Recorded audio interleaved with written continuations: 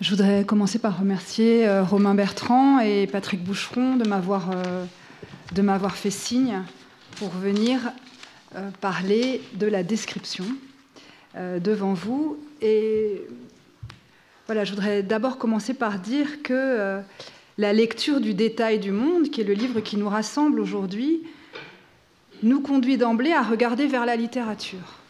C'est un livre qui nous a conduit à nous porter vers elle dans la mesure où Romain Bertrand fait d'un usage de la langue, l'art de la description, ou plutôt d'un régime de langage, d'écrire l'épicentre de sa réflexion, à savoir, les naturalistes ont-ils eu à créer, à inventer, ou plutôt à faire revenir, à rappeler, à reconvoquer une langue peut-être oubliée pour décrire la nature, et ce, à mesure qu'ils l'inventaient au sens archéologique du terme,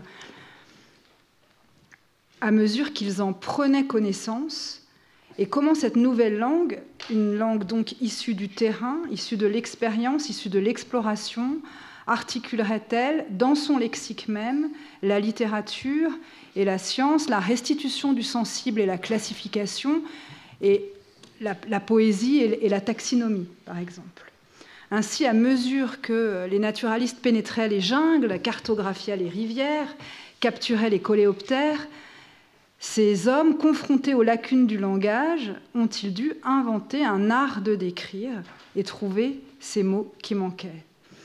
Et cette question, peut-on donc la retourner aujourd'hui vers les auteurs littéraires, les romanciers, les poètes, les nouvellistes?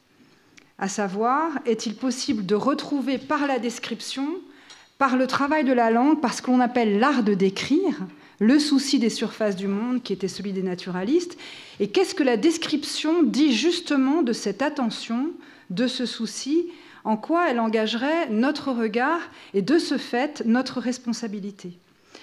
J'aimerais, pour commencer, retourner le titre du livre de Romain Bertrand et le retourner comme on retourne un gant, afin de prendre un temps sur ce mot de détail. Le détail du monde, ou le monde en détail, pour commencer, ou même le monde au détail. Et ce qui m'intéresse immédiatement, c'est que le premier sens du mot détail renvoie à l'économie. C'est un terme d'économie, c'est un mot qui fait voir le commerce, le fait de vendre une marchandise au détail par opposition au fait de la vendre en gros. C'est le fait de la vendre en petite quantité, pour que l'acheteur puisse en faire l'usage, pour qu'il puisse en faire l'expérience. Il faut donc détailler la matière première ou le produit de gros, autrement dit, selon l'étymologie, détailler, tailler, c'est-à-dire couper. Il y a donc d'abord cette idée que le détail, c'est une coupe, une tranche. Le monde en détail, c'est alors le monde en tranche, le monde tranché, le monde en coupe, et l'on peut dire, évidemment, le monde par éclat, par éclisse, d'où l'idée du chatoiement et de la brillance, qui pourrait nous aveugler. Mais au départ, couper, découper le monde, donc, pour le décrire. Cette tranche, cette coupe, c'est d'abord une portion de surface, qui peut être si fine qu'elle peut devenir presque transparente à l'image même de la lamelle de verre, de la lame du microscope, une lame qui porte donc une coupe, puisque c'est ainsi que l'on appelle le prélèvement que l'on observe sur la lamelle. La coupe, c'est le nom de ce prélèvement de matière qui renvoie au travail d'observation des naturalistes. Le monde au détail, c'est alors le monde comme prélèvement d'espace, de temps, prélèvement de la nature, mais toujours prélevé sur une lame de verre, observé sur une coupe, un échantillon. Mais alors cette idée de détail, de découpe, ne s'applique pas seulement aux surfaces, bien entendu. Découper, c'est aussi immédiatement ouvrir. La tranche est un accès à l'intérieur de la matière, à l'intérieur même du corps, à l'intérieur de la rosette que l'on s'apprête à déguster.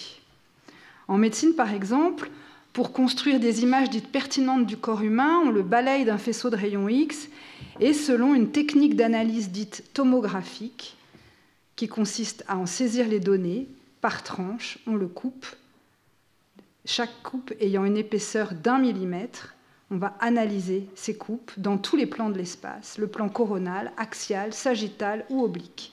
Et la géologie, évidemment, a également ses sondes, ses carottes, ainsi que des tas d'autres disciplines. Donc, couper pour voir, trancher pour voir, détailler pour voir l'intérieur, voir les surfaces, et pour pouvoir les décrire.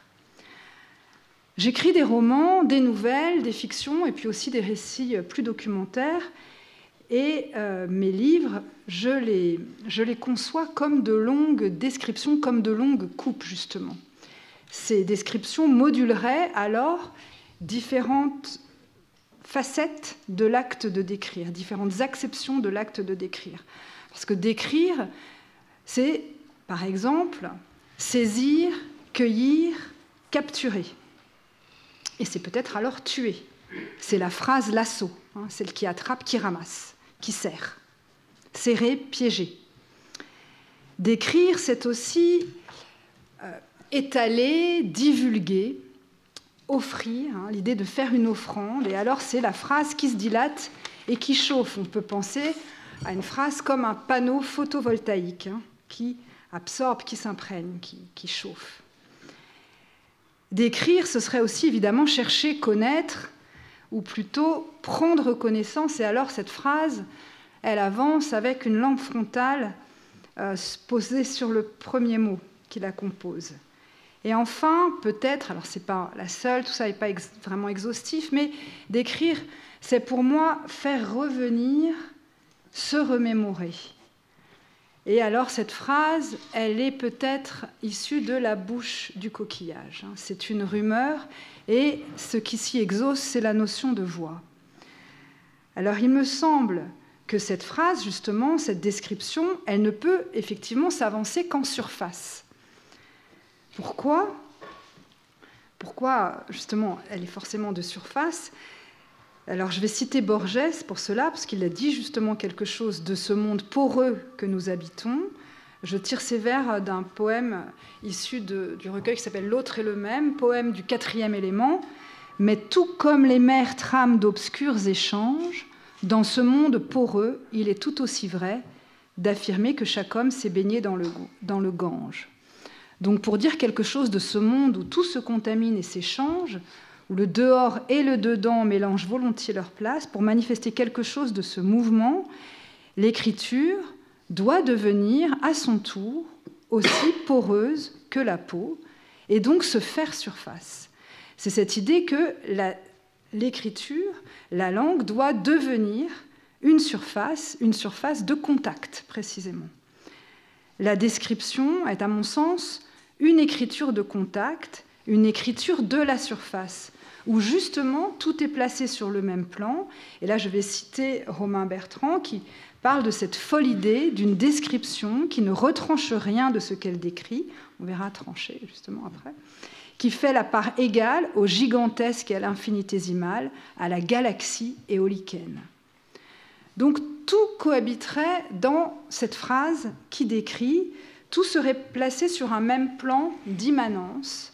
Et alors, cette phrase pourrait prendre la texture du monde. Elle deviendrait elle-même poreuse, elle en toucherait les vitesses, le relief, les couleurs, elle en ferait entendre la scansion, la pulsation, elle prendrait langue avec le monde. C'est évidemment une forme de définition de l'empathie, cette empathie qui est au cœur du geste de décrire, comme connaissance, et qui caractérise, à mon sens, le travail des naturalistes, ce travail du langage. On pourrait également employer à cet instant le très beau mot de frayage. Décrire, c'est frayer, frayer avec le monde, et frayage étant aussi, à mon sens, le synonyme d'être contemporain. Je fraye avec. Donc, cette phrase qui décrit, qui devient poreuse, qui devient une surface de contact, elle s'identifie au monde, comme l'écrivait Goethe, dans un empirisme plein de tendresse. Avant d'être disruptive, avant d'être dissidente, avant de s'en dissocier, avant de s'en défaire et de s'en couper peut-être, il s'agit de rendre compte du monde dans sa nature première, archaïque, sensorielle et agencée. Donc, la description comme écriture de contact, et on peut le dire avant tout, écriture de contact, écriture de tact d'abord. Hein. C'est-à-dire que l'écriture de contact, elle fait voir le tact, elle fait voir le toucher, elle fait voir le rapport au monde sensible, à la matérialité des choses, et également écriture de contact au sens d'attention, tact au sens de délicatesse, au sens de souci. Être naturaliste, c'est bien entendu cultiver l'attention, mais aussi le tact de l'entomologiste, le tact du taxidermiste et leur souci des êtres. Pour ma part, cette description, j'essaie de la former en partant toujours de loin, d'un point hors de ma vie. Je pars dans la distance.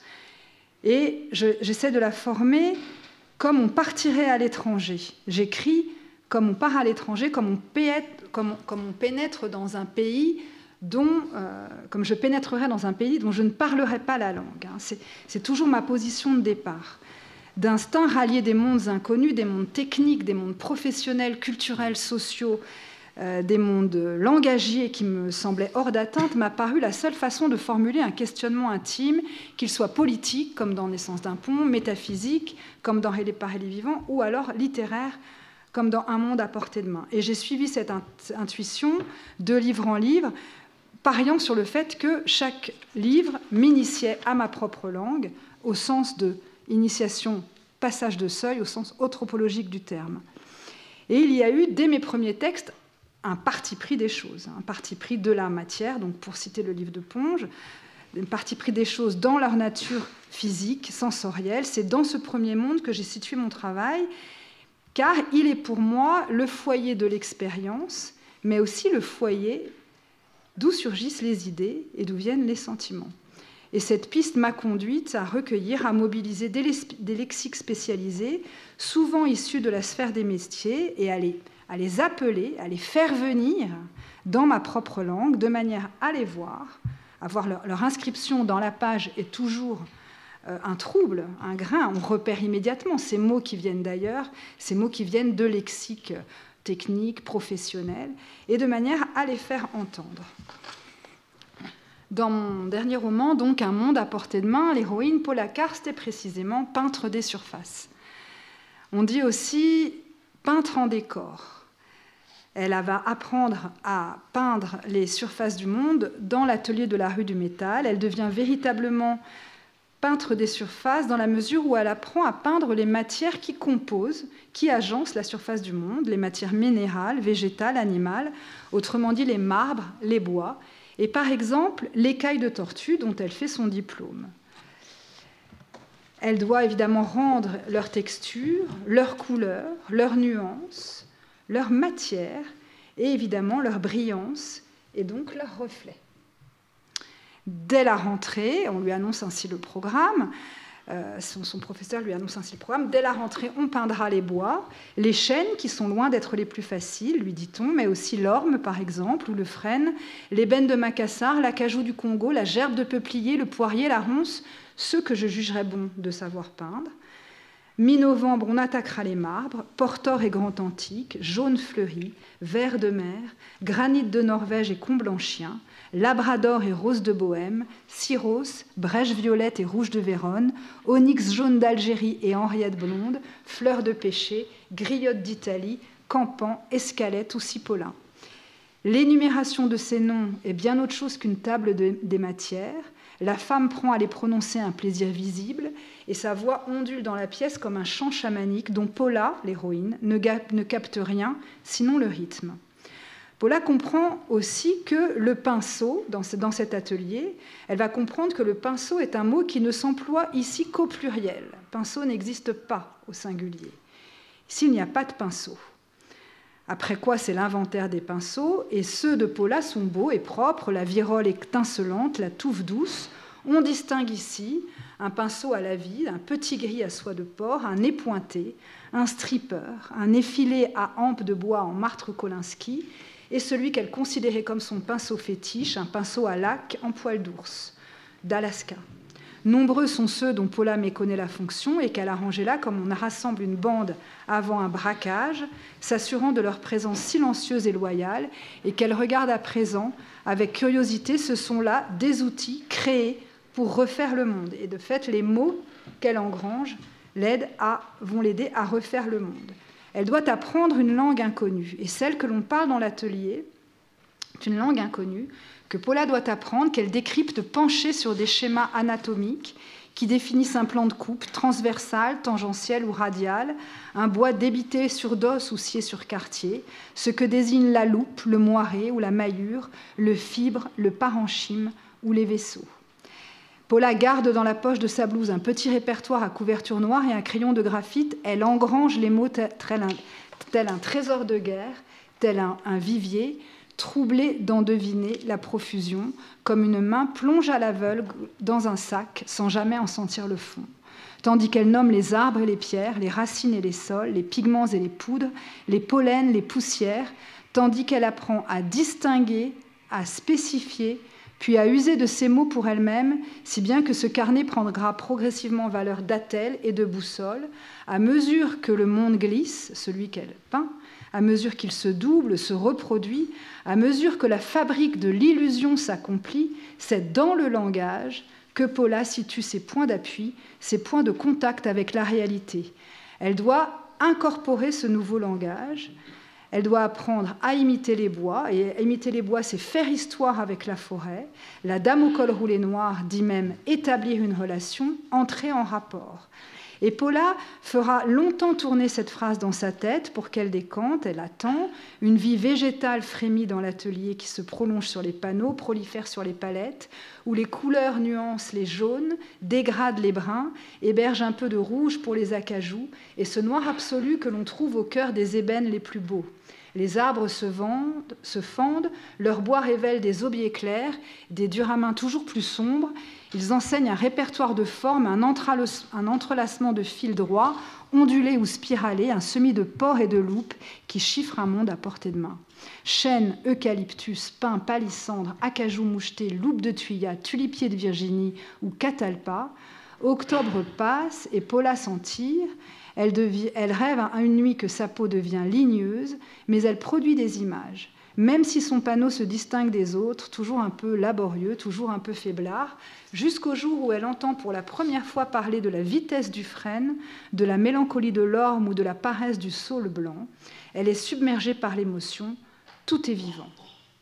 Donc, dans ce livre, il y a la description de cet apprentissage où Paula, telle une naturaliste, va s'avancer vers la nature, la décrire et d'abord commencer à en saisir un répertoire, à en incorporer, puisque sa peau devient ligneuse, à en incorporer la langue. Alors j'aimerais ouvrir enfin la question de la précision, et notamment, c'est-à-dire la question du détail en tant que précision, et notamment la question de la précision documentaire, lexicale, l'attention aux gestes, aux tâches, attention dans laquelle je suis très engagée dans mon travail. Certes, j'ai d'abord trouvé dans les lexiques spécialisés, notamment les lexiques techniques, une beauté, une étrangeté apte à perturber la langue du roman, à y créer du grain, à y créer du trouble. Mais au-delà justement de sa nature poétique, je crois que si le détail en tant que précision, si le détail est désirable, si la précision est désirable, c'est d'abord parce qu'elle est politique. D'une certaine manière, c'est une résistance, et j'entends ici résistance dans son sens musculaire. Car c'est en précisant, en spécifiant, ce bleu, qui par exemple n'est ni pétrole, ni roi, ni indigo, mais était obtenu au Moyen-Âge dans des fioles emplies d'essence de bleuet, coupées avec du vinaigre et de l'urine d'un enfant de 10 ans ayant bu du bon vin, et qui n'est pas non plus cette outre-mer que l'on a fini par utiliser au premier temps de la Renaissance en lieu et place de l'or, mais qui était plus éclatant que l'or justement et plus digne encore de peinture, un bleu qu'il fallait aller quérir au-delà de la mer, derrière la ligne d'horizon, au cœur de montagnes glacées qui n'avaient plus grand-chose d'humain, mais recelaient dans leur fente des lapis lazuli que l'on rapportait dans des fines bourses de coton glissées sous la chemise à même la peau, les pierres pulvérisées à l'arrivée sur des plaques de marbre, la poudre obtenue versée dans un mortier, puis mélangée selon la recette avec du blanc d'œuf, de l'eau de sucre, de la gomme arabique ou de la résine de prunier, de cerisier, et broyée plus finement encore avec de l'eau de lessive, de la cendre, du sel d'ammoniac, avant d'être finalement filtrée dans une étoffe de soie et de lin. C'est en spécifiant ce bleu que je peux approcher la couleur qui entre dans la composition du monde, mais aussi ouvrir sur le monde de cette couleur. Ainsi, contre le lissage de la représentation du monde, le détail en tant que précision, en tant que taille justement, autrement dit en tant que ce qui donne forme, et on pense là aux tailleurs de marbre et aux tailleurs de pierre, le détail est ce qui permet de faire affleurer le multiple, mais aussi le saillant, le différent, le pas tout à fait pareil, le presque même. Le détail est le nuancier du réel, la précision, la seule à pouvoir faire voir le détail du monde. Et l'expression humaine d'un souci des surfaces. De fait, c'est en précisant, en détaillant, en singularisant que l'on peut s'opposer à la standardisation du langage, que l'on peut s'opposer à la massification des imaginaires que produit l'économie libérale lancée à pleine vitesse, autrement dit, profusion de l'offre, triomphe du même. On revient ici à l'économie, le détail, vendre au détail. On boucle avec ce mot détail la standardisation qui est d'abord l'expression d'une inattention aux vies elles-mêmes. Et si l'on use de l'analogie cartographique, mon idée serait alors de décrire le monde à échelle 1, à échelle de la carte topographique, de faire un livre sur chaque mousse de bois, comme l'écrit Rousseau, de descendre assez profondément dans la langue pour atteindre ces taxinomies au rebut, ces lexiques oubliés, ces mots désactivés, tous ces bas morceaux du langage indignes du roman, afin de les réactiver. C'est là, au ras du sol, peut-être dans le sol, de fait où il n'y a plus grand monde, où l'on croise justement les noms des couleurs, les noms des pinceaux, les noms des marbres, les noms des jardins de toutes les grand-mères, les noms des grands-mères, et les champignons et les coléoptères, et que l'on trouve l'aube aux doigts de rose, mais aussi l'aphthalocyanine, et où l'on ouvre la nomenclature de Vermeer, ce nuancier aussi merveilleux que les immenses boîtes de feutre et des crayons de couleur de mon enfance. Alors, on opposera à cette écriture du détail qu'elle livre le monde par éclats et qu'il manquera la force d'une hiérarchisation ou de l'unité d'un point de vue pour pouvoir le penser. Mais le monde au détail, force est de le dire que c'est le seul dont on peut faire l'expérience. C'est celui où l'on vit.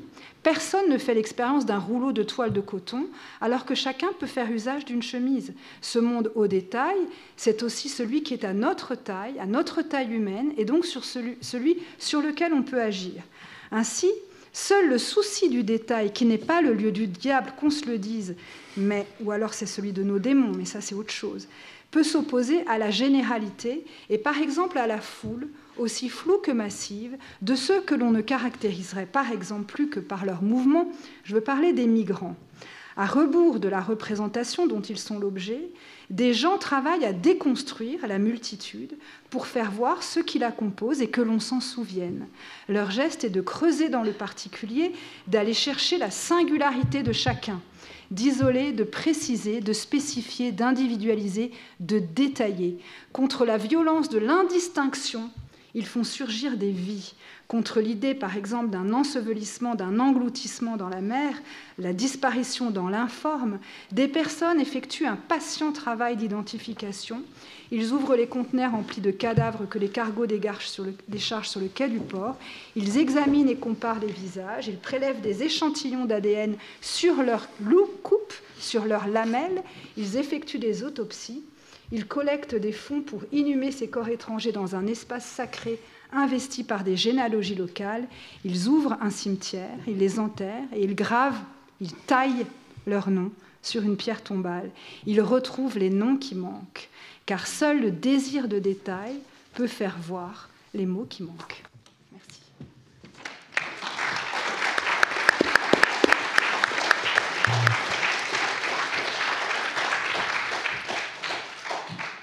C'est nous qui te remercions, évidemment, Mélisse.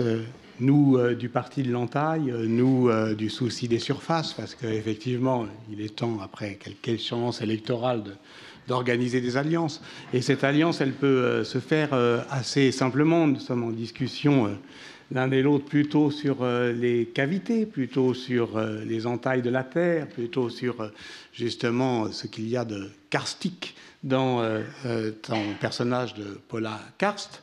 Et je sais que pour la discussion avec Romain sur le détail du monde, vous avez échangé vos nuanciers.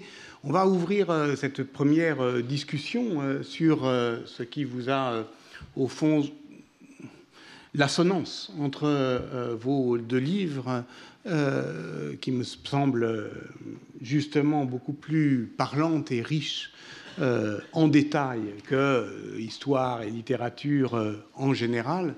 À te lire, je pensais effectivement à ce livre de Jean-Claude Milner, La puissance du détail, qui au fond distingue ce que l'épistémologie en histoire confond systématiquement, d'abord la vérité et l'exactitude, qui ont quand même effectivement deux traditions philosophiques fondamentalement différentes. Et une fois qu'on a fait la part entre la vérité et l'exactitude, on peut le séparer encore de la précision. Vérité, exactitude, précision. Or, effectivement, la précision, comme tu le dis, a effectivement une valeur politique. Tu termines sur, évidemment, notre souci du monde, celui des migrants, et je pensais déjà à ce moment-là à ce que Caroline Emke écrit sur ce sujet-là: nul ne peut haïr en détail. Je cite de mémoire: nul ne peut haïr en détail. Dès lors qu'on déteste quelque chose dans le monde, c'est toujours en général, c'est toujours en confondant, c'est toujours justement en catégorisant. Alors, on ouvre la discussion avec toi, Romain. Peut-être que tu peux réagir, enfin, je ne sais pas, comme tu veux. Vous avez travaillé ensemble, hein, vous êtes, quand je dis échanger des nuanciers, c'est vrai? C'est vrai. Alors, travailler, peut-être un grand mot. On s'est beaucoup vu à une époque, et on a effectivement échangé, en l'espèce, un fac-similé du nuancier de Syme et Werner contre le catalogue de l'exposition Azur de la Fondation Cartier. Moi, ce que je trouve, il y a d'abord la façon dont tu caractérises ton propre travail littéraire, c'est-à-dire dont tu appelles ou tu amènes ou tu rehausses d'une certaine façon littérairement dans ta propre prose des lexiques professionnels, des lexiques d'un usage particulier du monde, médecin ou médical, pardon, ou maritime. Sachant que d'une certaine façon, c'est déjà un premier geste politique que celui-là.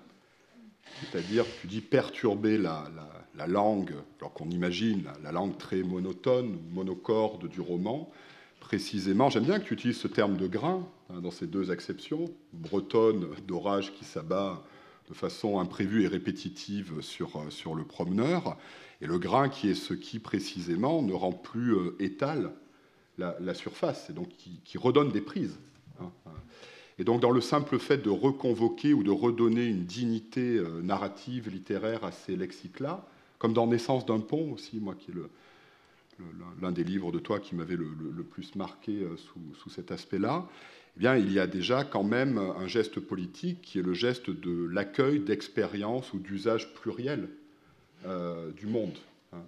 Et ce qui me touche encore plus, c'est la façon dont tu finis, parce que si peut-être on s'est retrouvé aussi dans un dialogue qui allait un petit peu au-delà des nuanciers aussi, par moment, c'est ce que tu dis lorsque tu dis que la précision est politique. Effectivement. La précision est politique, on pourrait même dire elle est une politique, puisque la politique du détail s'oppose à une autre politique, qui est la politique des ensembles, et le gouvernement par les grands nombres. Et effectivement, on ne peut haïr qu'en général, mais on ne peut s'émouvoir qu'en particulier.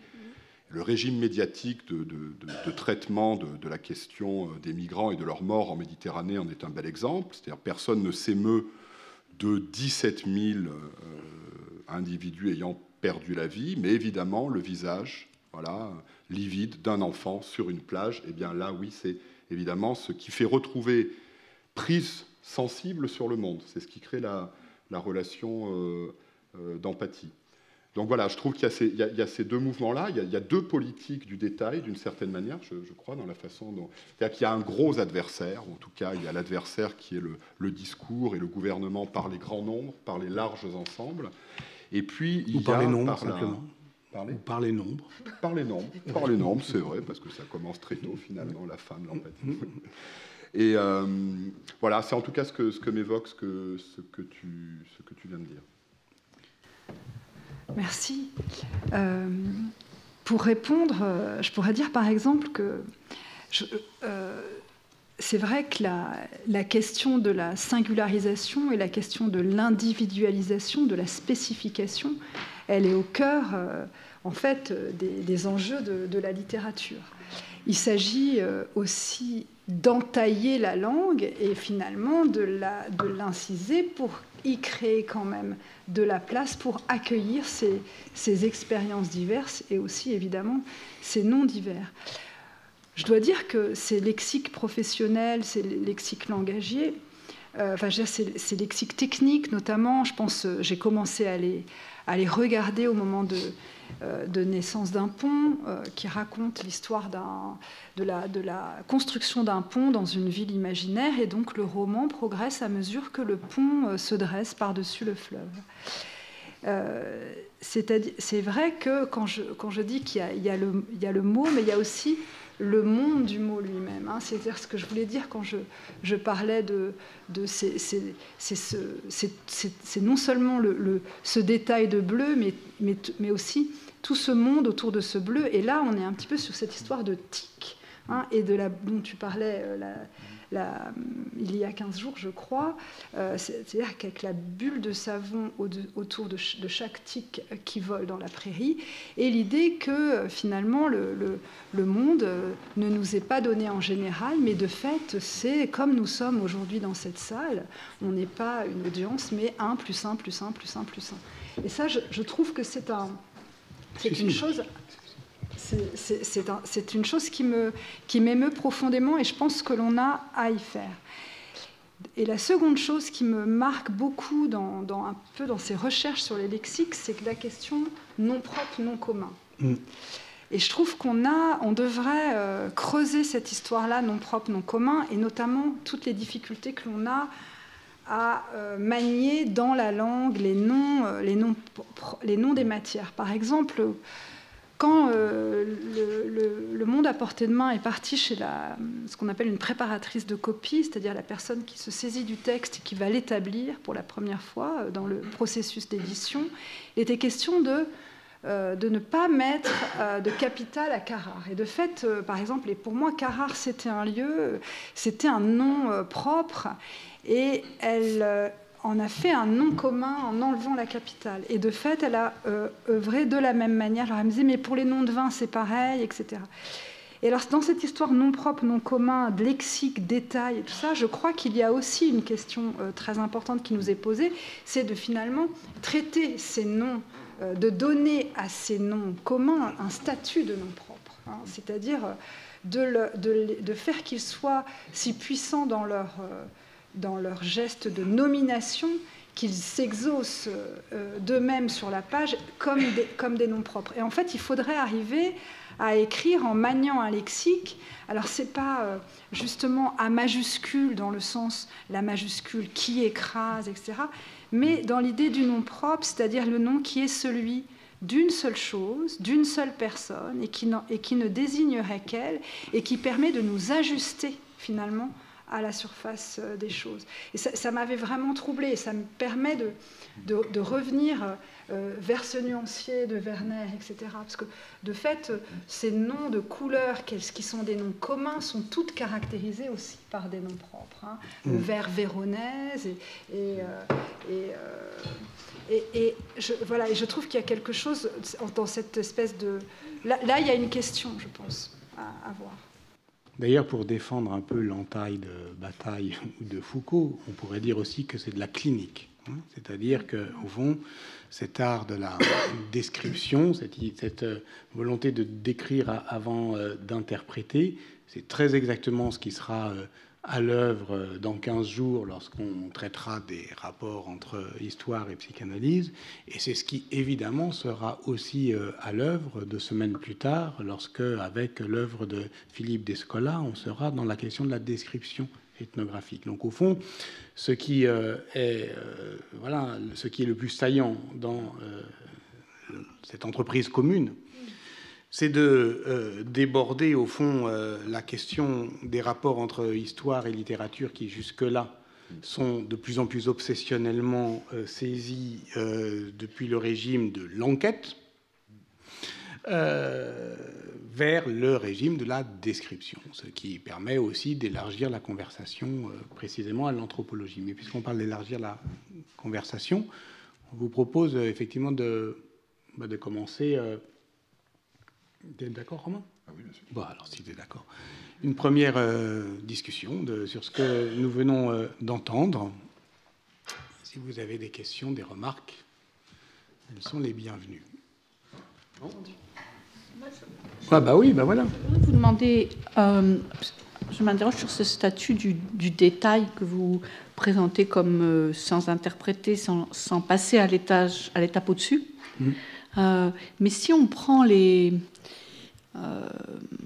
par exemple les peintres allemands qui sont installés en Italie au XVIIIe siècle et qui sont obsédés par l'idée de représenter des arbres de façon à ce qu'on puisse les reconnaître, le détail, c'est la feuille de chêne, mais l'idée, c'est de faire des arbres qui soient reconnus comme des chênes, c'est pas la feuille de chêne. Donc comment est-ce qu'on passe de la feuille à l'arbre? Parce que la feuille en elle-même, c'est pas ce qui intéresse le peintre, par exemple. Il veut représenter un arbre.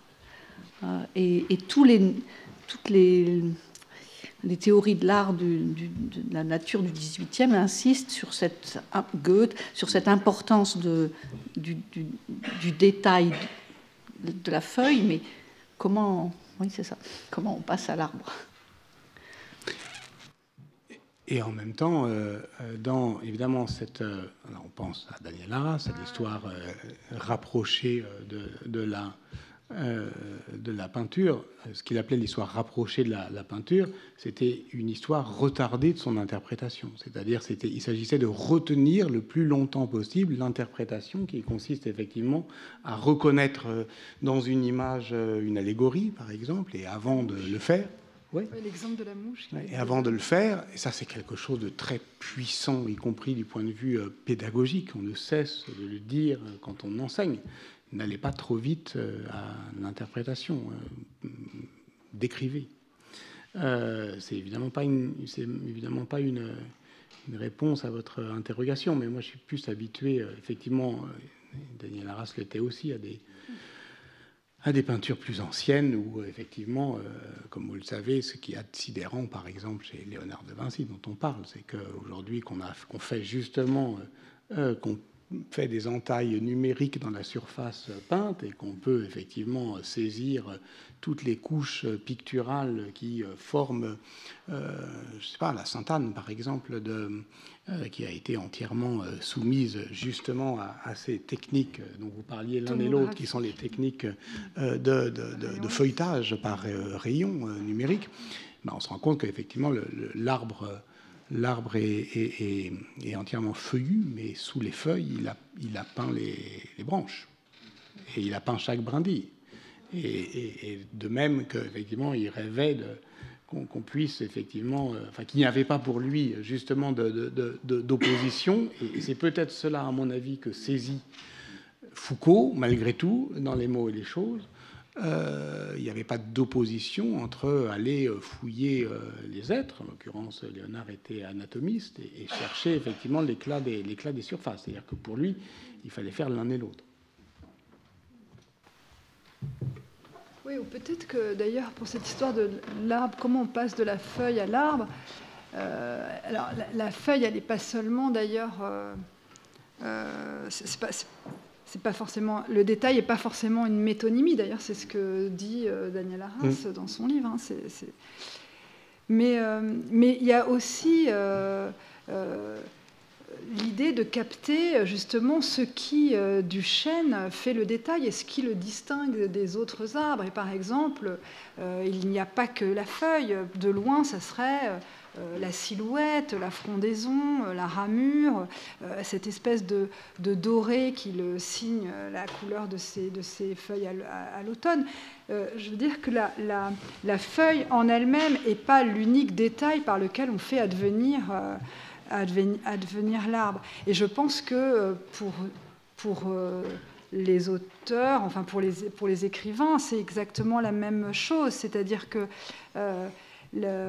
il n'y a pas qu'une chose qui distingue une chose. Il y a plusieurs régimes de distinction qui sont d'ailleurs des régimes de focale et des régimes de focale visuelle. C'est une façon de se placer, de s'ajuster devant, par exemple, devant un arbre, de le voir en entier ou en particulier. C'est ce que Daniel Arras nous dit, le détaillio, et toute cette analyse qu'il fait sur le détail et la particularité, ce qui distingue les deux. Qui sont deux mots différents. Il y avait une question, oui.